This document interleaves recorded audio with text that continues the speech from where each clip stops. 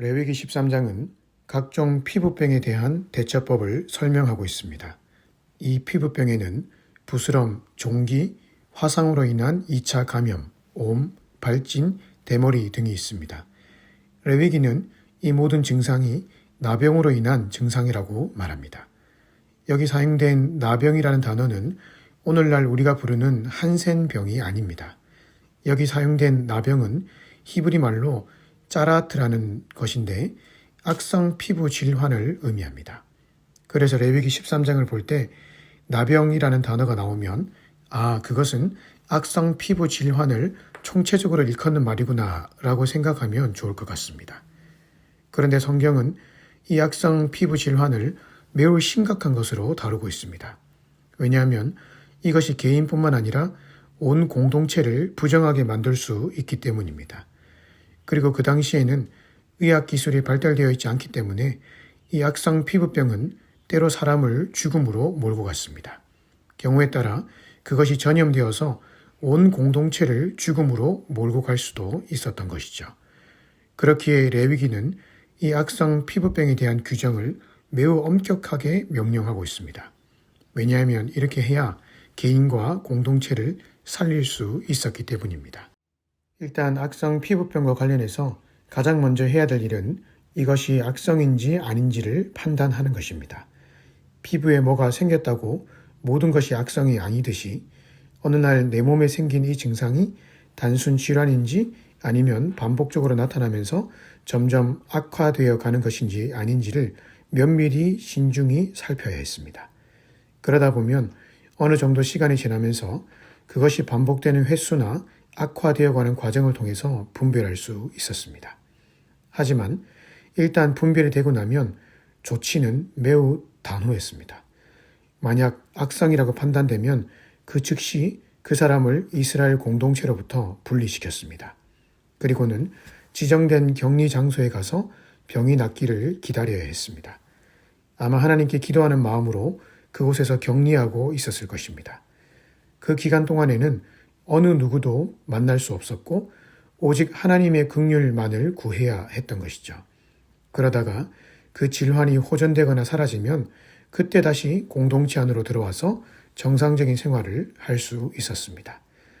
이 과정을 통해 우리가 잘 알 수 있듯이 이스라엘 백성들이 악성 피부병을 대체할 수 있는 가장 현명한 조치는 바로 그 병을 숨기지 않고 그대로 드러내는 것이었습니다.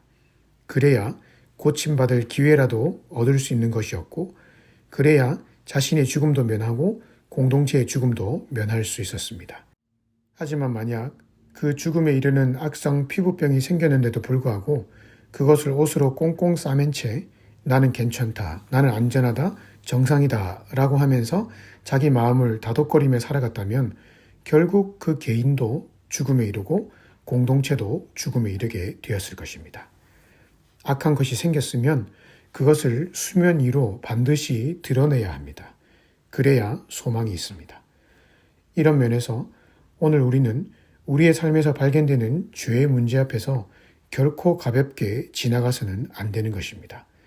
왜냐하면 악성 피부병은 사람의 몸을 엉망으로 만들어서 죽일 뿐이지만 죄는 우리의 몸과 마음 모두를 돌이킬 수 없는 멸망의 구렁텅이로 내어 던져버리기 때문입니다. 그런데 그 죄는 우리의 삶에 매우 교묘하게 때로는 천천히 다가옵니다. 어떨 때는 우리의 생각 속에 죄가 스쳐 지나가기도 하고 한 번, 두 번 그 생각이 행동으로 표출되며 죄를 짓기도 합니다. 하지만 그때 조심해야 되는 것이죠. 그 스쳐 지나가는 생각이 마치 악성 피부병처럼 반복적으로 나타나거나 점점 악화되는 쪽으로 나아간다면 그것은 영적 악성 피부병이 생긴 것입니다. 만약 그 죄가 생각의 영역뿐만 아니라 삶에서 반복적으로 나타나고 있다면 그것은 더 심각한 영적인 악성 피부병이 생긴 것입니다. 이것이 발견될 때 어떻게 해야 합니까? 뭐 이런 것쯤이야 라고 가볍게 지나갈 것입니까? 혹은 나만 하나? 다른 사람도 다 하는데 라고 합리화할 것입니까? 혹은 영적 악성 피부병이 온몸에 번져 있어서 괴로운데도 불구하고 그 괴로움을 쇼핑이나 TV, 사람 만나는 것, 다른 여가 활동으로 달래보려고 하십니까? 그것은 결국 악성 피부병으로 인해서 죽어가고 있음에도 불구하고 옷으로 꽁꽁 싸매며 나는 아무 이상 없어 라고 하는 것과 똑같은 처사입니다. 나의 내면에 죄가 발견되거들랑 그것을 애써 부인하고 외면하지 말고 나만의 격리 장소로 이동해야 합니다. 그곳이 바로 내가 하나님과 1대1로 만나는 기도의 장소 혹은 묵상의 장소입니다. 그 거룩한 지성소로 나아가서 나의 이 영적인 질병을 고칠 수 있는 하나님 앞으로 나아가서 그분의 긍휼과 은혜와 자비를 구해야 하는 것이죠. 감사한 것은 예수님께서 공생의 기간 동안에 나병 환자, 중풍병자들을 고치시는 모습을 보여주시면서 예수님 앞으로 나오는 어떤 영적인 나병 환자나 중풍병자도 능히 고침을 받을 수 있다는 것을 보여주신 것입니다. 예수님은 오늘 우리 안에 어떤 영적인 질병도 고치실 수 있습니다. 중요한 것은 우리가 그분 앞에 내 모습 그대로 나아가는 것입니다. 숨기지 말고 핑계대지 말고 이유와 변명거리를 늘어놓지 말고 그저 나를 긍휼히 여겨달라고 그저 나를 불쌍히 여겨주시기를 기도하십시오. 그러면 예수님은 우리가 가지고 있던 죄의 습관들, 악한 생각들, 영적인 피부병을 당신의 피 묻은 손으로 깨끗하게 어루만져 주시고 고쳐 주실 것입니다. 이것은 비단 개인의 문제뿐만이 아닙니다. 우리 공동체 안에 악한 것이 번져나가고 있고 잘못된 일들이 일어나고 있을 때 그것을 그저 아무 일도 없었다는 듯이 우야무야 덮고 지나갈 것이 아닙니다. 공동체 안에 일어나는 문제를 직시하고 또한 그것을 해결할 수 있는 분이 하나님밖에 없음을 알고 그런 문제들을 가지고 하나님 앞에 기도로 나아가야 할 것이 아닙니까? 속은 썩어 병들어 죽고 있는데 그저 아무 일도 없는 듯이 그저 뭔가 땜빵하듯이 지나가면 결국 그 피부병은 한 공동체를 완전히 썩게 만들어 버릴 것입니다. 공동체에 아픔이 있을 때 가장 먼저 해야 될 것은 그 문제를 그대로 하나님 앞으로 가져가는 것입니다. 숨긴다고 문제가 없어지는 것이 아닙니다.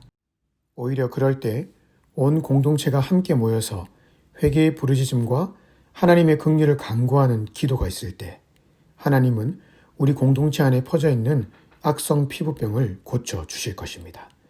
오늘 하루도 우리의 삶과 공동체 안에 악성 피부병이 퍼져나가지 않도록 끊임없이 자신을 살피며 하나님의 긍휼과 도움을 구하며 살아가심으로 인해 승리의 삶 사시기를 주님의 이름으로 축복합니다.